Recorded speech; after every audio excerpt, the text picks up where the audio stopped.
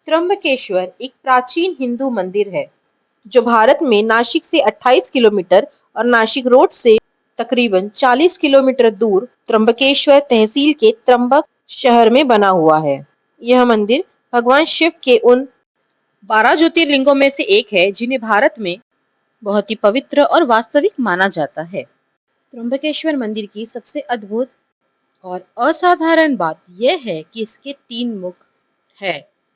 एक भगवान ब्रह्मा, एक भगवान विष्णु और एक भगवान रुद्र है। इस लिंग के चारों ओर रत्न जड़ित मुकुट रखा गया है जिसे त्रिदेव के मुकुटों के रूप में देखा जाता है। कहा जाता है ये मुकुट पांडवों के समय से यहीं पर है। इस मुकुट में हीरा, पन्ना और कई बेशकीमती रत्न जड़े हुए हैं। त्र्यंबकेश्वर मंदिर में इसको सिर्फ सोमवार 4 से 5 बजे के बीच ही दिखाया जाता है। यह मंदिर ब्रह्मगिरी पर्वत के तलहटी में स्थित है।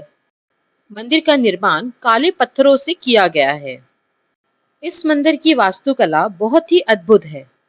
इस मंदिर की पंचकोशी में काल सर्प शांति, त्रिपिंडी विधि और नारायण नागबलि आदि पूजा कराई जाती है, जिनका आयोजन भक्तगण अलग अलग मनोकामनाओं को पूर्ण करने के लिए कराते हैं। त्र्यंबकेश्वर मंदिर का इतिहास।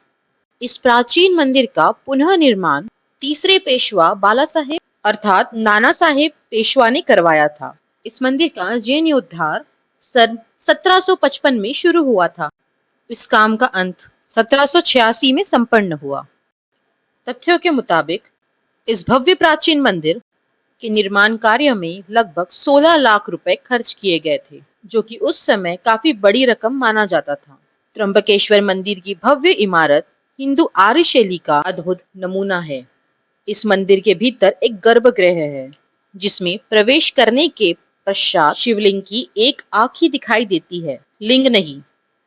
अर्थात ध्यान से देखा जाए तो आगे के भीतर 1 इंच के 3 लिंग दिखाई देते हैं। तीनों लिंगों को त्रिदेव कहा जाता है। आखिर कैसे मिली थी भीष्म पितामह को महाशक्ति? प्रातः काल में होने वाले एक पूजा के बाद इस आज्ञा पर पंचमुखी मुकुट चढ़ा दिया जाता है। त्र्यंबकेश्वर मंदिर के परिसर में एक कुंड है जिसका नाम है कुशाव्रत, जो गोदावरी नदी का स्रोत है। कहा जाता है कि ब्रह्मगिरी पर्वत से गोदावरी बार बार लुप्त हो जाया करती थी।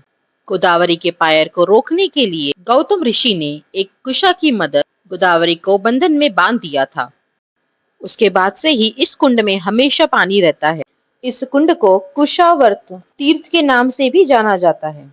कुंभ स्नान के समय भक्तजन इसी कुंड में स्नान करते हैं। शिव पुराण के अनुसार ब्रह्मगिरी पर्वत की चोटी पर पहुंचने के लिए 700 चौड़ी सीढ़ियां बनाई गई है। इन सीढ़ियों पे चढ़ने के उपरांत राम कुंड और लक्ष्मण कुंड मिलते हैं और शिखर के ऊपर पहुंचने पर मुख से निकलती हुई गोदावरी के दर्शन प्राप्त होते हैं। चलिए अभी हम आपको त्र्यंबकेश्वर मंदिर से जुड़ी हुई पौराणिक कथाओं के बारे में बतलाते हैं कि आखिर भगवान शिव त्र्यंबकेश्वर ज्योतिर्लिंग के रूप में यहाँ उत्पन्न आखिर हुए क्यों? त्र्यंबकेश्वर मंदिर की कहानी।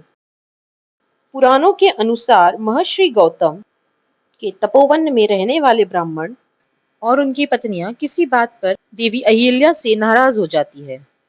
उन सभी पत्नियों को अपने पति से गौतम ऋषि का अपमान करने के लिए प्रेरित किया जाता है। उन ब्राह्मणों ने इसके लिए भगवान गणेश की आराधना की और उनकी आराधना से प्रसन्न होकर भगवान गणेश जी ने उनसे वर मांगने के लिए कहा। ब्राह्मणों ने कहा, प्रभु किसी तरह गौतम ऋषि को इस आश्रम से बाहर निकालिए। गणेश जी को विवश होकर उनकी बात माननी पड़ी। तब गणेश जी ने दुर्बल गाय का रूप धारण किया और महर्षि गौतम के खेत में जाकर फसल खाने लगे। गाय को फसल खाता देख महर्षि गौतम हाथ में डंडा लिए उसे वहां से भगाने लगे। डंडे का स्पर्श होते ही गाय वहां गिर के मर गई। उस समय सारे ब्राह्मण एकत्रित होकर गौ हत्यारे कहकर ऋषि गौतम का अपमान करने लगे। ऐसी विषम परिस्थिति को देख ऋषि गौतम प्रायश्चित किस तरह किया जाए ये पूछने लगे। तब ऋषि मुनियों ने कहा, गौतम तुम अपने पाप को सर्वत्र बताते हुए 3 बार पृथ्वी की परिक्रमा करो, फिर लौटकर 1 महीने तक यहाँ व्रत करो। इसके बाद ब्रह्मगिरी का 101 बार परिक्रमा करो, तभी तुम्हारी शुद्धि होगी। अथवा गंगा जी को लाकर उनके जल से स्नान करके 1 करोड़ पार्थिव शिवलिंग से शिव जी की आराधना करो। इसके बाद फिर से गंगा जी में स्नान कर ब्रह्मगिरी के 11 बार परिक्रमा करो। फिर 100 घरों के पवित्र जल से पार्थिव शिवलिंग का स्नान कराने से तुम्हारा उद्धार होगा। गौतम ऋषि ने सारे कार्य पूरे करके पत्नी के साथ पूरे मन से भगवान शिव की आराधना की। इससे प्रसन्न होकर भगवान शिव जी ने वर मांगने को कहा। महर्षि गौतम ने कहा, भगवान आप मुझे गौहत्या के पाप से मुक्त करिए। भगवान ने कहा, गौतम तुम सर्वदा निष्पाप हो। गौहत्या का पाप तुम पे छल पूर्वक लगाया गया है। ऐसा करने के लिए तुम्हारे आश्रम के ब्राह्मणों को मैं दंड देना चाहता हूँ।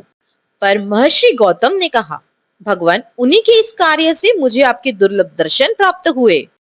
अब उन्हें मेरा कर्म समझकर आप उन पे क्रोध ना करें। ऋषि गौतम ने भगवान शिव से वही निवास करने की प्रार्थना की।